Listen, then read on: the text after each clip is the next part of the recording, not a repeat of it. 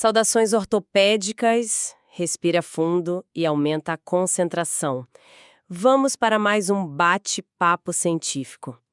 Ouça quantas vezes quiser este áudio, no trânsito, na academia, no repouso de um plantão ou deitado na cama antes de dormir. E depois, quando estiver mais familiarizado, já borbulhando o conteúdo que ouviu, vá mergulhar de cabeça no livro-texto.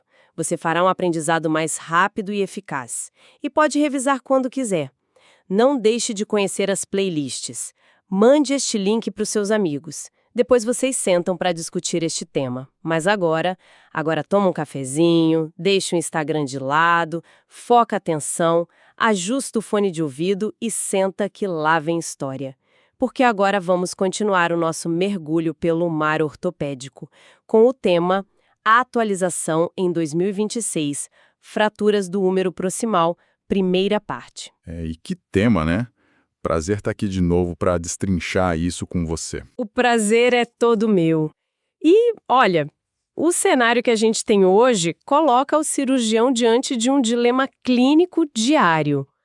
Sabe, as soluções de continuidade do húmero proximal, elas representam ali de 4 a 10% de todas as fraturas. Sim, é um volume gigantesco nos prontos-socorros. Gigantesco. E aí existe aquela tentação imensa, né, de adotar uma abordagem minimalista. Aquela velha história do tratamento conservador com tipóia. Exato. Especialmente quando o paciente é idoso, tem osteopenia severa. A gente pensa rápido, vamos evitar a cirurgia para não expor ao risco. Mas, bom, a literatura mostra que uma indicação conservadora mal planejada em pacientes funcionais, resulta em deformidades incapacitantes. Com certeza. A gente pega um indivíduo que era totalmente independente e converte num paciente que precisa de assistência social o tempo todo. E essa balança eu diria que é a mais delicada da nossa prática. A decisão, ela não pode ser baseada só no medo da complicação cirúrgica, sabe? Tem que ter embasamento. Exatamente. O embasamento na evidência anatômica, biomecânica. O tom da nossa análise aqui hoje precisa ser bem cirúrgico, focado na prova de título, no TEOT. É isso aí. A gente precisa, dissecar como a energia do trauma destrói a microestrutura óssea e entender aquelas ilusões que os exames de imagem modernos criam, né? Nossa, sim. As tomografias enganam muito. Enganam demais. E, claro, a gente tem que dominar os preditores de falha biológica, tipo a necrose vascular e a pseudoartrose.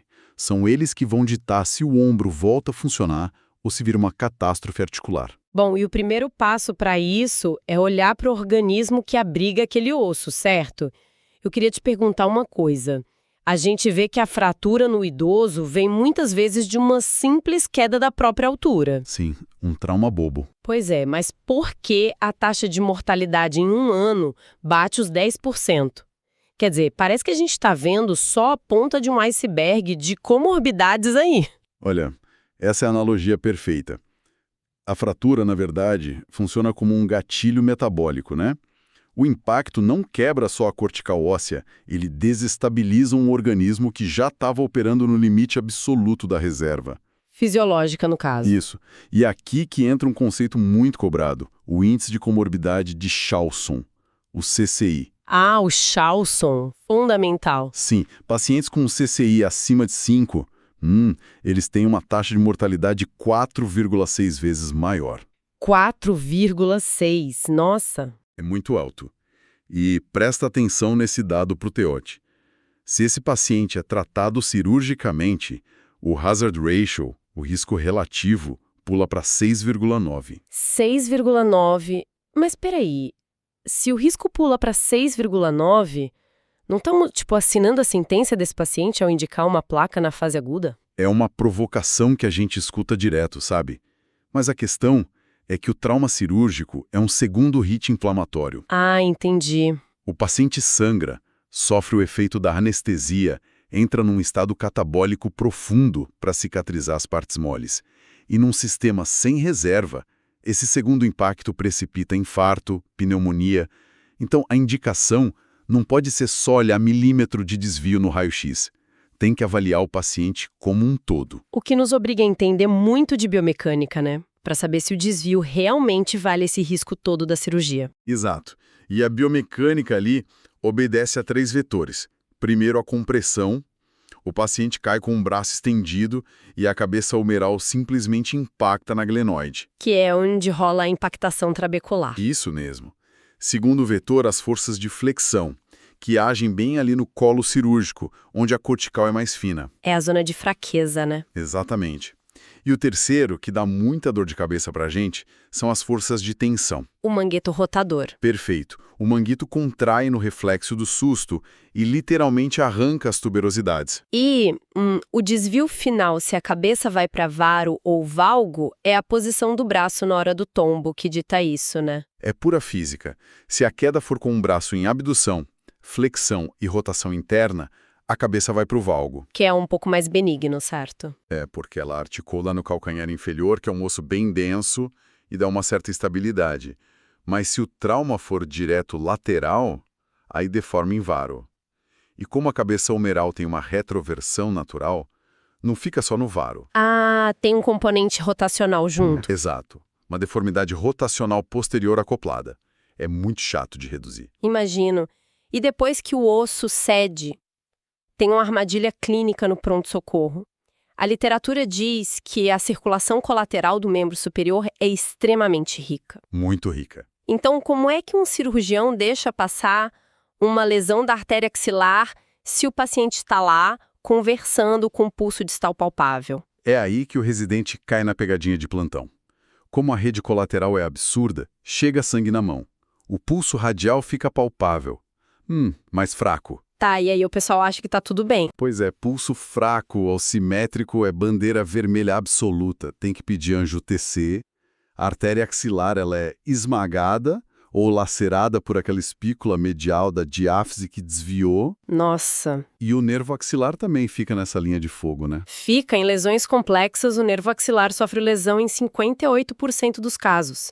Ele viaja junto com a artéria circunflexa posterior ali pelo espaço quadrangular. Certo. E qual a coordenada cirúrgica de perigo dele? Ele cruza a ráfia anterior do deltoide de 2 a 7 centímetros distal ao acrômio. Se você for colocar um pino percutâneo ali sem ver, a chance de paralisar o deltoide é gigante. É um campo minado. Aproveitando que entramos na parte cirúrgica, o acesso deltopeitoral. Eu lembro de uma época em que todo mundo ligava a veia cefálica para ganhar espaço. Nossa, sim, era a regra. Mas hoje mudou, né? Qual é o padrão para a prova? Hoje, a recomendação forte é preservar a veia e rebatê-la medialmente. Medialmente junto com o peitoral maior? Isso mesmo. Se você rebate lateral, os afastadores vão esmagar a veia contra a diáfise a cirurgia inteira. Medial, o músculo protege. E ligar a veia causa aquele edema crônico super doloroso na mão no pós-operatório. Tem também aquela questão de partes moles, a falência medial da pele. Sabe, quando a diáfise desvia tanto para medial e anterior que pressiona a axila? É um desastre anunciado. A pele ali não tem espessura. Se o plantonista resolve esperar para ver, a pele entra em isquemia e a fratura vira exposta de dentro para fora. Tem que reduzir na sala de trauma na hora. Na hora. Nem pensa 2 vezes. Bom, a gente salva a pele, o pulso tá ok, aí a gente vai para a imagem. E aqui tem um fetiche tecnológico muito forte hoje em dia. A tomografia 3D, né? Isso. O pessoal pede TC 3D e acha que a vida tá resolvida. Mas assim, a reconstrução 3D não é só uma capa de revista. Ela esconde a destruição interna, né? Capa de revista é o termo exato. Ela subtrai a escápula, fica linda na tela, mas para decidir se vai colocar a placa ou prótese, a gente precisa saber se o miolo do osso esponjoso aguenta parafuso, e a 3D cega para isso. Então tem que olhar os cortes finos. Os cortes axiais de 2 milímetros. É ali que mora a verdade sobre a impacção trabecular. E mesmo antes da TC, o raio-x é o padrão ouro inicial, a série trauma. Inegociável para o TOT. São 3 incidências obrigatórias. Primeiro, o AP verdadeiro, ou o Gracie. Que tem que rodar o tórax 30 graus. 30 graus, isso. O feixe entra perpendicular à glenoide. E um detalhe que muita gente erra, o braço tem que estar em rotação neutra ou externa. Senão a tuberosidade maior esconde atrás da cabeça. Perfeito. Segundo é o perfil da escápula, O Y de NIR, com rotação de 60 graus do tórax. E o terceiro, que define tudo, é o axilar. Mas aí tem um problema prático. Fazer axilar dói muito, o paciente chora para abduzir o braço. Dói demais, mas a gente não pode aceitar ficar sem ver o plano transverso, senão você opera uma luxação posterior sem saber. Dá para fazer as alternativas, então. Sim, a incidência de Velpow, que o paciente inclina para trás com a tipóia. O Adicodman, que ele inclina para frente e a gravidade afasta o braço um pouquinho. Excelente dica prática. Bom, com a imagem na mão, a gente cai nas classificações. Na residência, a gente respira a classificação de Neer, né?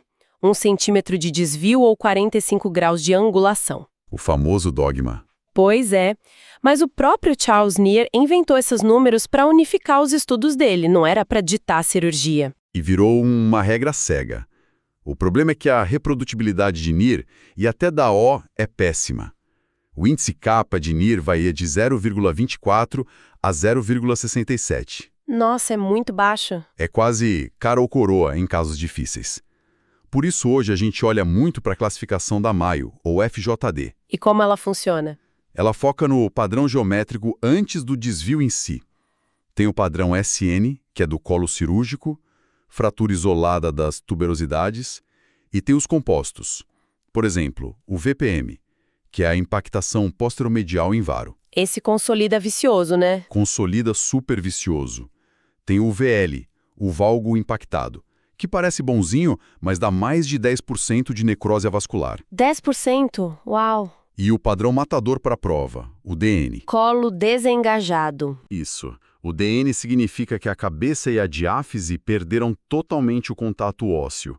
A estabilidade intrínseca é zero, risco altíssimo de pseudoartrose, então a indicação formal de cirurgia. Indicação formal. E falando em complicação, necrose avascular é o pesadelo de todo mundo. Sem dúvida. A gente aprendia que a artéria circunflexa anterior, a acha, era a rainha do pedaço, com aquele ramo ascendente no sulco bicipital. Mas a anatomia moderna mostra o contrário. O jogo virou. A acha dá o ramo ok, mas um trauma complexo ela sobrevive em uns 20% dos casos só. Quem segura a onda de verdade é a circunflexa posterior, a PCH. Ah, porque ela fica preservada na lesão? Ela sobrevive em até 85% dos casos. É o vaso mais importante para a cabeça do úmero traumatizada. Ponto quentíssimo para a prova, pessoal. E como a gente prevê essa isquemia no raio-x? Critérios de Hertel, pouquíssimo osso esponjoso para nutrição, né? Isso. Segundo, ruptura do calcar da dobradiça medial. E terceiro, a fratura passar exatamente pelo colo anatômico. Esses três juntos é a isquemia certa. Na teoria, sim. Mas aí entra o paradoxo de Crosby. Ah, esse paradoxo é fascinante. Sou da tetraciclina. Exato. O Crosby pegou pacientes com critérios de Hertel gravíssimos, teoricamente isquêmicos, deu tetraciclina antes de colocar prote e foi olhar no intraoperatório. E as cabeças brilhavam, né? Brilhavam. Fluorescência pura. Ou seja, mesmo com Hertel prevendo necrose, a biologia conseguia manter a perfusão ou fazer uma neovascularização super rápida. O osso esponjoso é incrível. Mas, bom, se a cabeça está viva e a gente vai fixar as tuberosidades, tem um limite biomecânico milimétrico ali, não tem? Tem. A altura da tuberosidade maior. A borda dela tem que ficar exatamente uns 9 milímetros abaixo do topo da cartilagem da cabeça. 9 milímetros. E se errar isso? Se ficar mais alto, dá impacto subacromial severo quando o paciente levanta o braço. Se ficar mais baixo, o manguito perde a tensão e dá insuficiência funcional. A força de abdução vai embora. Maravilha. Olha, a gente cobriu muita coisa densa aqui. Acho que tá na hora do nosso take-home message, né? Bora. Vamos compilar os 10 pontos de ouro para prática amanhã e para a prova de título. A gente pode bater no bola? Fechado. Ponto 1. Mortalidade. Mortalidade de 10% em 1 ano para idosos. Não é só mecânico, é sistêmico. Ponto 2. O risco do paciente. O índice de Charlson, o CCI. Se for maior que 5, o risco cirúrgico aumenta absurdamente. Ponto 3. Armadilha neurovascular número 1. A artéria axilar. Lembra que ela pode ser lesada ou comprimida pela espícula medial da diáfise? E o ponto 4 é a armadilha número 2. O nervo axilar. Ele passa a cerca de 5 centímetros do acrômio lateral. Muito cuidado na zona cega. Ponto 5, cirúrgico. Acesso deltopeitoral.